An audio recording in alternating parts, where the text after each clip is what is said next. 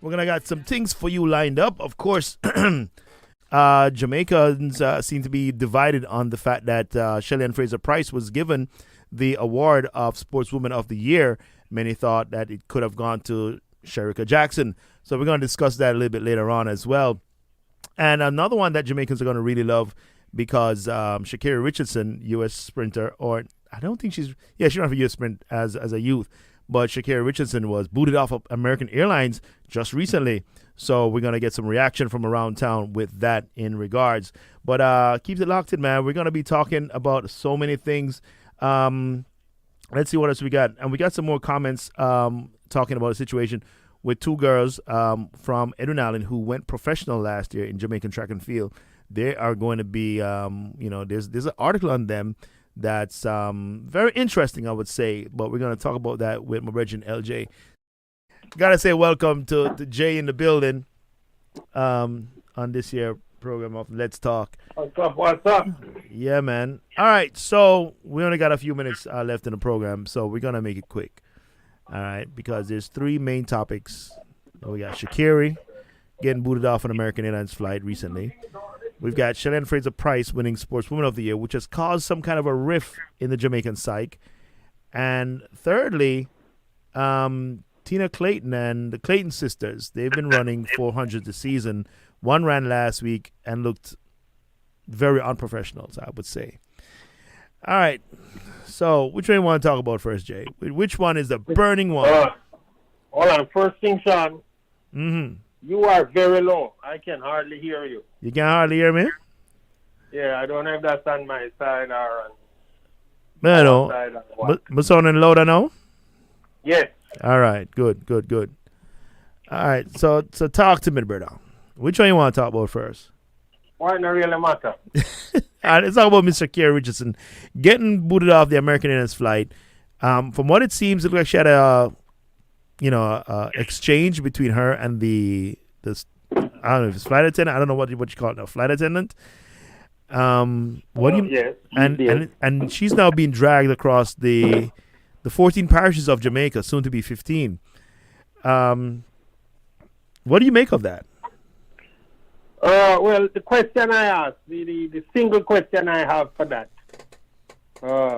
is if it were Shericka Jackson that was thrown off a plane, would the Jamaican people feel the same way? I don't know what you think about that. So, I guess I'm asking the question publicly, and maybe I can ask your thoughts on that too. I think the first thing that Jamaican people are going to say is that, well, Shericka wouldn't get herself caught up like that. She have more class. But that's not the question I asked.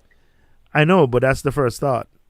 Okay. We're dealing with Jamaicans here. They're gonna defend their own to the T before you get that chance to say or do anything against them. No. But if she did the same thing, would they? I'm saying, if she said the same word, if she did the same thing.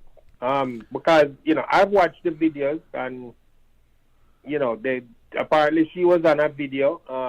A flight attendant came to her and I don't know what the protocol is on the airlines about not taking a video of yourself while you're on the plane. I don't know if it has to do with takeoff or what. Uh-huh. But it seemed pretty simple to me. Yeah. And based on the 1% of the comments that I've made or I've read under her Instagram post about this, most people seem to be on her side. I don't know. It seemed very simple and mundane to me. I don't know how it got to that. I mean, I even see, Odell Beckham Jr. now. I just came back on it, and he's commented on it. Well, what did he have to say about it? Well, he didn't say much. He was laughing, and he said, "Man, listen," which would suggest that he's on her side. So as I say, I don't know the protocol. I don't know whether you should have your phone on airplane mode or you should turn it off or what. It seemed very mundane, right? It was a white flight attendant, a male. I don't know, man. Well, it seems to be all about nothing to me. I think it's. I agree with you. It's all about nothing. But on the Jamaican side, when I checked the Jamaican Observer, I just, like I said, I took a screenshot of a couple of the comments. One was like, she needs to follow directions. Another one says, poor girl, I hope she doesn't waste all that talent on doing dumb stuff. And one other guy says, stand your ground. Everybody deserves respect. This is on the Jamaica papers. Only one person from the 30 comments that I saw was on her side. What's the stark difference between both responses? Is it sailing nationalism? Well, it's just Jamaicans being Jamaicans. They have it out for ShaCarri, and that's all it is. This thing has 3,000 comments in one day. You have people like OBJ, commenting on it. She has 2.2 million followers, which is, more than any Jamaican female athlete. This girl is popular. More popular than Shelly and Sharika put together. But Jamaicans will never admit that, or some Jamaicans. I'm Jamaican and I'm admitting it, but it is what it is. All right, let's move on. I think it's really all about nothing. All right, let's move on from that all about nothing scenario. Shelly Ann Fraser Pryce was recently given the Sportswoman of the Year for her accomplishments in 2022. ShaCarri Jackson, I don't know where she finished, but there are some people, of course. There seems to be a split in Jamaica. What argument do you make for both, and what do you think was the overarching reason Shelly got the nod? Well, again, I don't know what criteria they use, to choose these people. Right. Both won one event at the Olympics. Shelly won the 100, Sharika won the 200. None of them were records. Sharika did set a personal best in doing that, which means she's now faster than Shelly at 200. I don't know, how they decide, who to pick. We had this discussion yesterday that World Athletics has Shelly as the number one female athlete for the year overall, over even Toby, the new hurdle record holder, and Sidney McLaughlin, the who's 50 points, I think was the best performance for the year. I think she should be the athlete of the year. So I don't know, and again, that is all about nothing to me, because I don't care. It's two Jamaicans. Give me that quinella and I take it, every year. So someone said that the reason why Shelly got it, you consider her stage and age. Yeah, but that have nothing to do with performance. I can't be, I can't be emotional about choosing some, an athlete of the year. I personally would deal with it based on performance. Yeah. But then I don't know what, I don't know how they choose it. I don't know the metrics what used. criteria they set. Yeah, I mean, I'd have to side with you on that. And if I was to go with my own little idea as to why they chose her, I would say it was simply because the tiebreaker was who's the number one ranked athlete, where they're ranked in the world, in the world of athletics. Because both resume in 2022 were starkly similar in terms of the. Yeah, I can't remember. I can't recall if anybody had a Diamond League win or. I think they both won. Somebody had 3 Diamond League wins as against 2. No, they both had 1 each. They both had 1 each. Okay. Yeah. So, and it is so unimportant to me. Yeah. Right? That I am not going to go and research all of that. I mean, we have 2 wonderful young ladies on the world stage. 3 if you include Elaine. This infighting between Jamaicans is again very Jamaican. It's ridiculous. It makes no sense to me. What do you say? It's ridiculous. I think so. I mean, Shelly went out of her way. I've heard. I haven't listened to it, but I've heard that Shelly went out of her way to congratulate Sharika on her achievements in her speech, at the function. So, Shelly herself gave a nod to Sharika. Mm-hmm. I'm sure if Sharika had won, she would have done the same. They've been pretty tight, all season though. They've been pretty tight, all season. Even though they split camps, they're in separate camps now, but they still seem to be very tight. Yeah, as they should be. The Jamaicans are representing the same country. Of course you go have the personal. At that level of competition, you go have personal ambitions along the way. So. But as a Jamaican, as a fan, I don't know any one of them more than the other. I think they are just, fabulous. It's fabulous, fantabulous. At what they do. So, I don't give up. Rats Bootius Maximus. There you go. That's the same thing, yes. The intelligent way. All right, but again, if I was in a room, I would definitely give the nod to Shelly just based on where they are because we're in the world ranking. And interestingly enough, Sharika is number 2 on that overall list. On that same world ranking, right? Yeah. So Sharika is my girl because Sharika is actually my she's a screensaver. Let's just say she's a screensaver. Yeah. All right. There you go. Let's leave it at that. All right. Now let's talk about something about 2 of the young ones that are supposed to be coming up to replace some of these champions like VCB, Shelly, Elaine, etc. Tina and Tia Clayton, the future, so to speak, for Jamaica's female sprinting. Both run the 400. I don't know what the one ran yesterday, but Tia ran 1 minute 14, and the article described her as gave the report that she was last in the class 1 girls. Yeah. I think they said last. Whatever word they use, she was the last person to cross the line in 1:14.40 seconds in 74 seconds.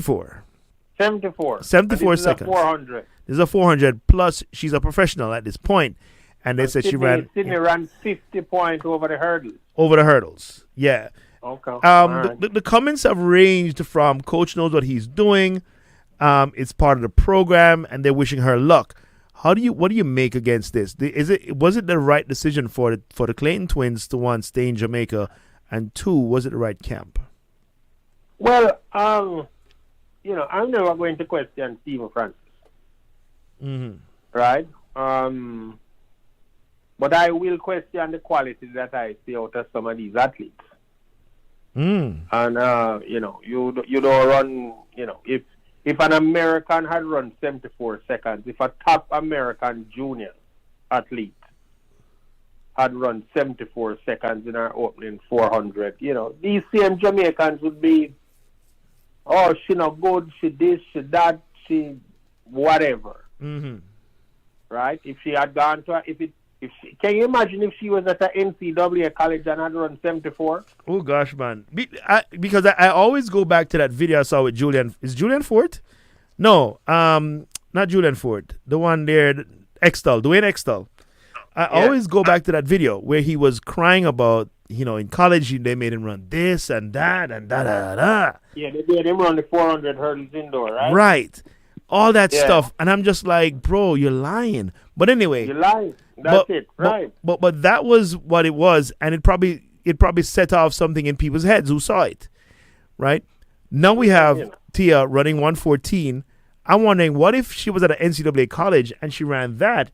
The comments would have been. You'll never hear the end of it. Yeah, you would have heard that the colleges have destroyed the gem, and so forth. But now you have a girl who's running under Stephen Francis, who we all give loads of respect because he's won the 100 and 200 probably the last 4 Olympics and world champs, whatever. Stephen knows what he's doing, right? Mm. But that don't mean that the young lady has the quality, right? Mm-hmm. And it is weird to me to put down an NCAA coach, which most Jamaicans don't know, and not put down Francis about it. And I get the favoritism and all that, the nationalism and all that, but here again is all right. Is Stephen? There is no bigger advocate for Stephen Francis than me, and that is well documented over many years. Right? But I don't know. I don't even know if she's the fast one or she's the slow one, because the Clayton Twins are not at the same level. I don't even know which one it is. And it seems so unimportant to me. I think it's Tia is the slower one, the one who has the slower PB, and Tina is the quote unquote faster. 74, Vaughn. I mean, come on, 74. Yeah, I get that. I get that. It's a bit much. Less than encouraging. Put it that way. Yeah, I think right now in my current fitness level, running a mile in about 10 minutes, I think I could do a 400 in about 72, 70 right now. Okay. And I'm no professional. You are 53 years old. And I'm or 67 or whatever the hell you are. They're about 54, 46. I don't know. You could and you weigh what? 250 pounds. A little bit more. 275. 250, I'd be very happy right now. I'll be doing cartwheels. Okay, see? There you go. Yeah, but I'm just saying, it's January, it's early. Mm-hmm. The thing that I say, when you go to MVP, when you get Steven as a coach, are you going to the MVP circle? If you go up to racers, if you go to an NCAA, especially a Division I college, of some repute, if you have the talent, any of these coaches gonna bring it out of you, right? So if she has the talent, Steven will bring it up, will maximize it, and we'll see. But hell, I don't like 74. I can't imagine Steven like 74 either. No, it's okay. It's okay. It's only my money you're messing with. Yeah, I can't imagine, Steven like that, and I personally, I thought it was a mistake for them to go pro. I don't know their life situation though, so let me say that maybe they needed to go pro, right? I'm not going to go sit here and behave like there might not have been a need, an absolute need to go pro. I don't know if it was the best thing for their career. I don't know that any need would have been satisfied with the deal that they could have possibly inked. It would be a very temporary situation in my eyes. Because again, one of the things for me is you have to learn how to handle money. And when it comes in that large sum, what appears to be a large sum, in 2-3 years, when your contract is over, or the year after that, what's really going to be. Here's the other thing, Pat. I don't even know if it's a large sum. Mm-hmm. Large is different things to different people, and as I said, I don't know what their, what the need was on their side. Right. But how much is an NCAA scholarship worth, Sean? Couple thousand, like 50 grand. A year? On an annual basis, yeah. Because when I was in college, it was more like 30 something. Yeah, so you're talking about annually. $200,000 over 4 years of college. Yeah. Right. And all the other benefits you get in between. Your therapy, your food, your housing. right? Your housing. Meet entry, Excellent. meet schedule, all that stuff is built in. Competition. Yeah. Training competition every day. Actual competition too, because you're gonna run against the best in college. Right. You know what we feel like, Sean. You know how we say. If you can make the national championship, which is the best 24, at the NCAA level, you're not gonna make it at the senior level.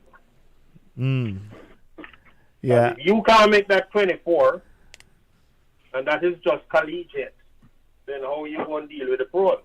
Yeah, because you're looking at a whole 24, right? Right.